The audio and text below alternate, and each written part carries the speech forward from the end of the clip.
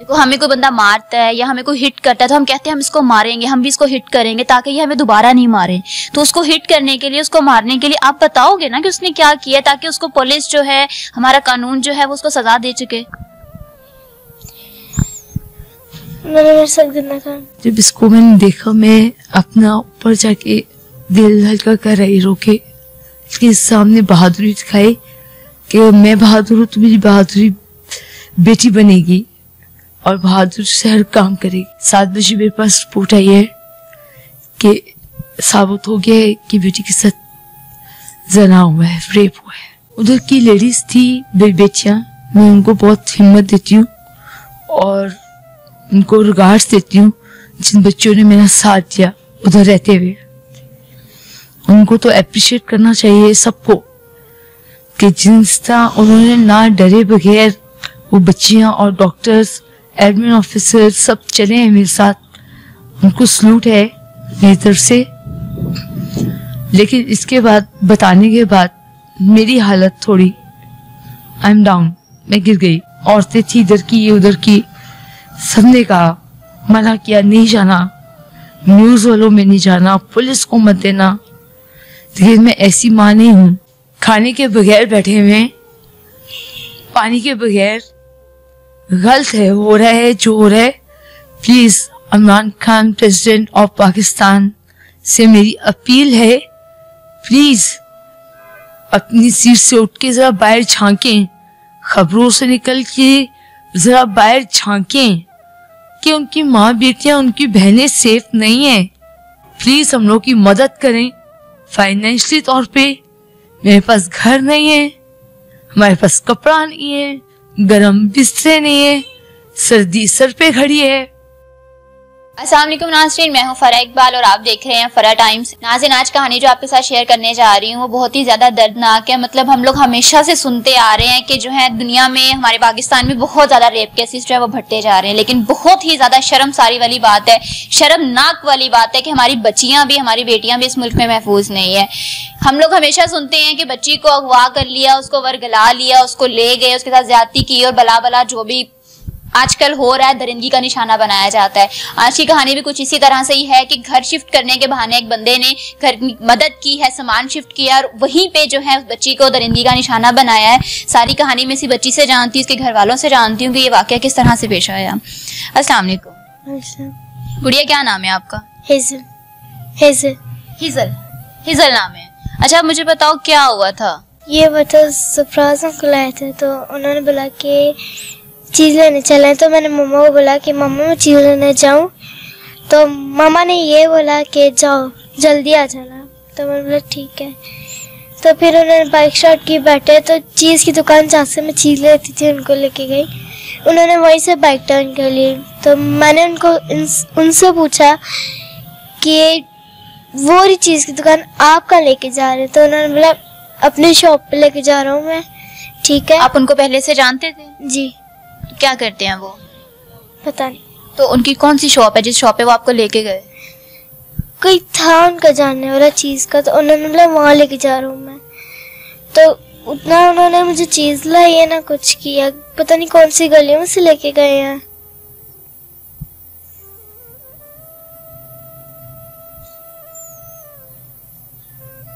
उसके बाद क्या हुआ?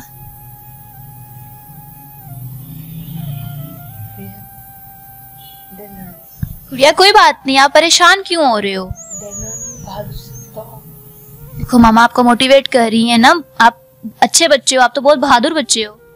अच्छा, रोना नहीं है, ठीक है, रोना नहीं है, प्लीज रोना नहीं है। आप चाहते हो ना कि ऐसे गंदे अंकल को सजा मिले? जी। ताकि वो दोबारा किसी बच्ची के साथ या किसी के साथ ऐसा ना करे।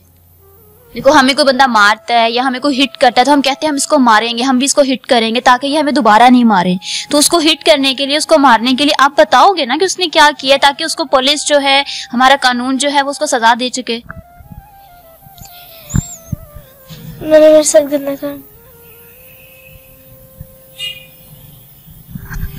नाजरीन, बच्चियों से वाकई ही बात करना और इस टॉपिक पे बात करना और बच्चियों से बार बार पूछना है कि चीज़ तो ओबियसली बहुत ही ज़्यादा मुश्किल होता है। मैं इनकी वालदा से जानती हूँ, मेरे साथ इनकी वालदा और फूफा मौजूद है, मैं उन्हीं से सारी वाकया जो है वो जानती हूँ। अस्सलाम वालेकुम। वालेकुम सलाम।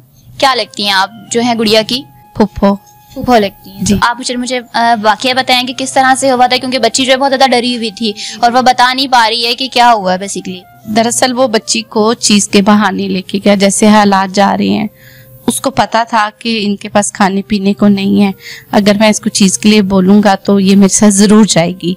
और इसकी बड़ी सिस्टर भी घर नहीं थी, सिर्फ मम्मा घर थी, और उसे पता है कि इसकी मम्मा जल्दी उठ भी नहीं सकती, चल भी नहीं सकती, फिर भी नहीं सकती, तो इसलिए उसने उसका फायदा उठाया। मेरे ख्याल इससे सिस्टर को जाते देखा होगा, जो उसी वक्त 2 मिनट के अंदर ही आ गए। इनकी सिस्टर क्या करती हैं जो घर नहीं थी? वो कुछ भी नहीं करती, वो खाना लेने के लिए गई थी इनके लिए बाहर से। तो बच्ची ने बताया कि उसने कहा चिज्जी, और चिज्जी भी नहीं उसको उसने दिलाई, और दुकान के पास से उसने कहा कि आगे मोटर बाइक ले गया और फिर कहीं गलियों में चला गया, अंधेरी गलियों में।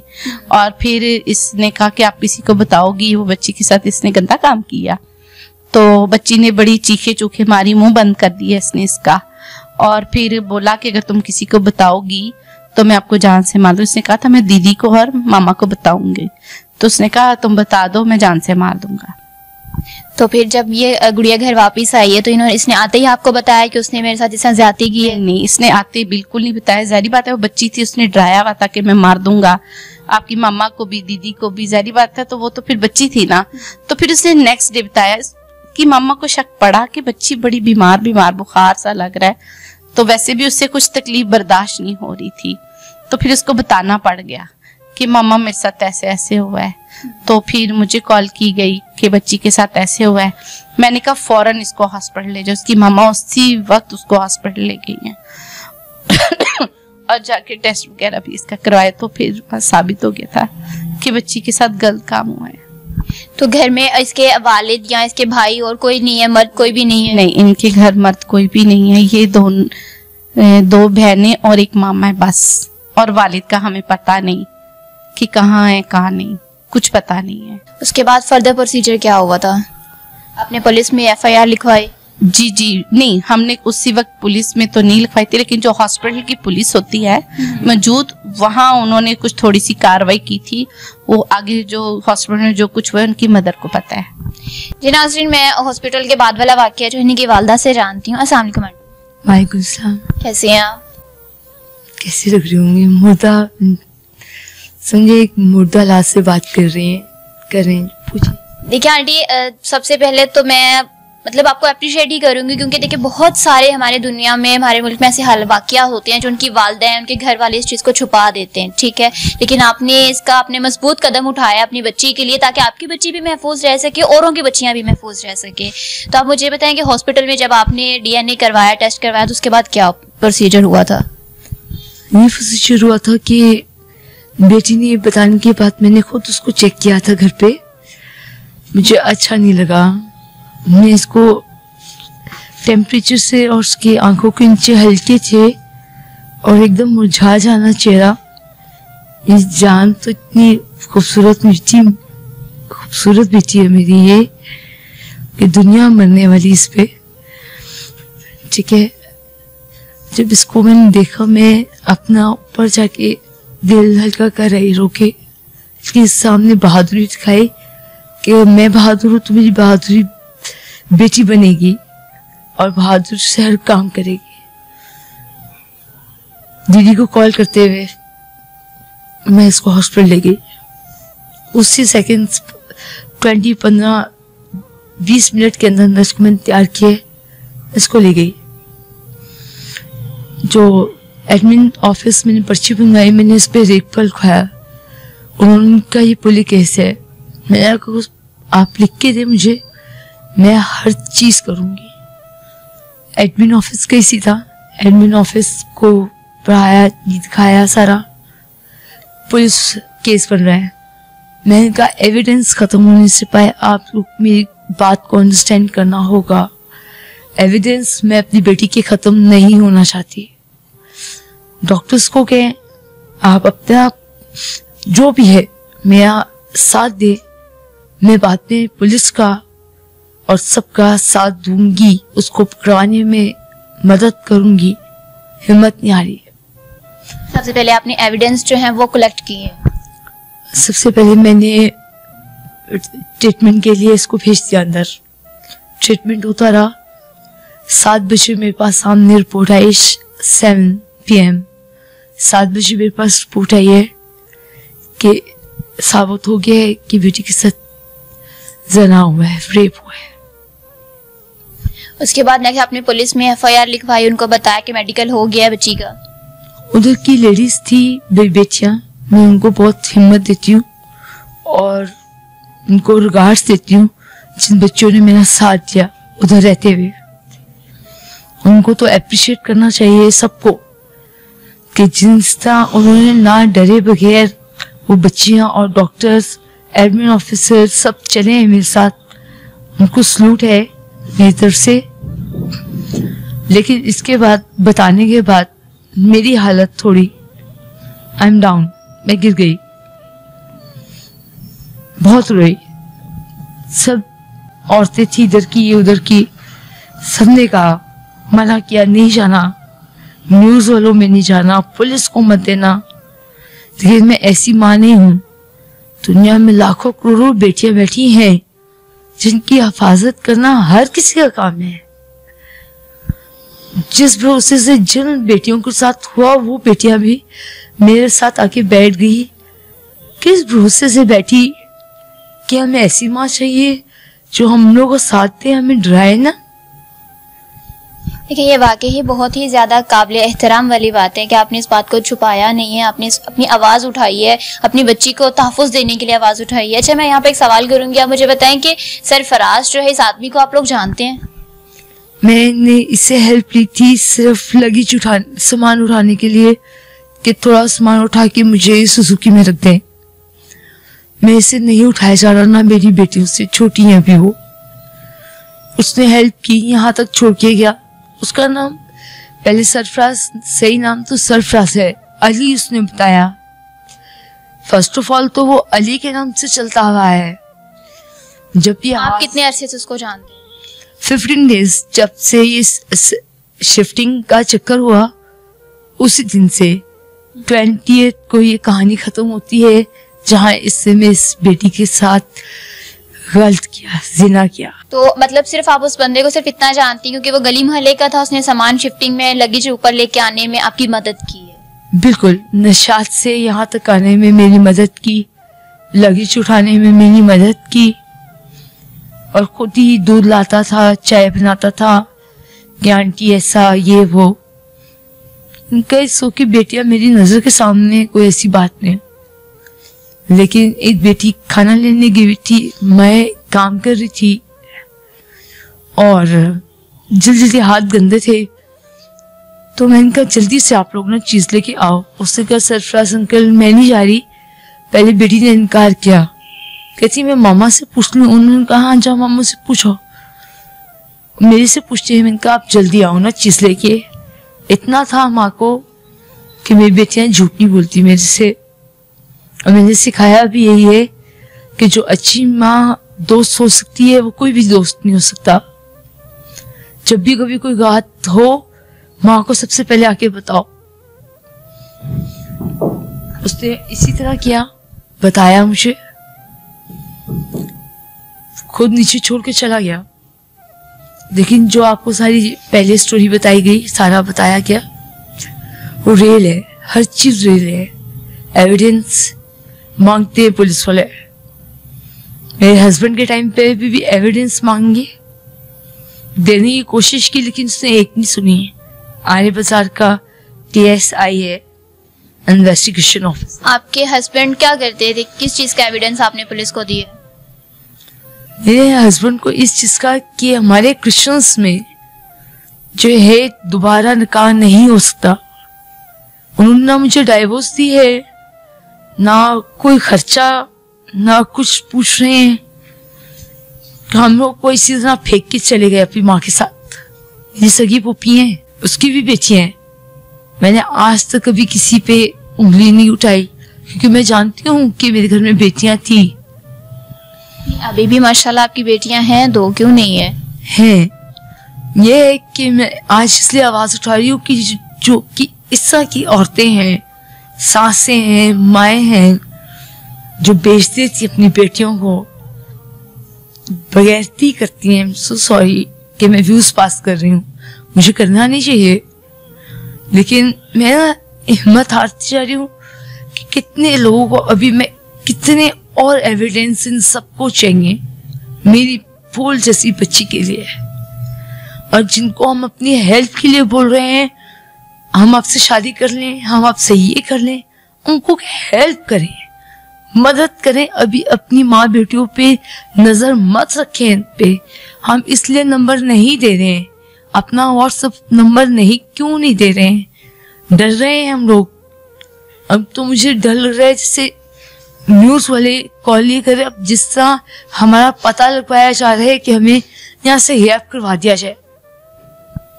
बहुत सी अब सामने आती जा रही है मुश्किलात, खाने के बगैर बैठे हुए, पानी के बगैर, गलत है, हो रहा है जो हो रहा है।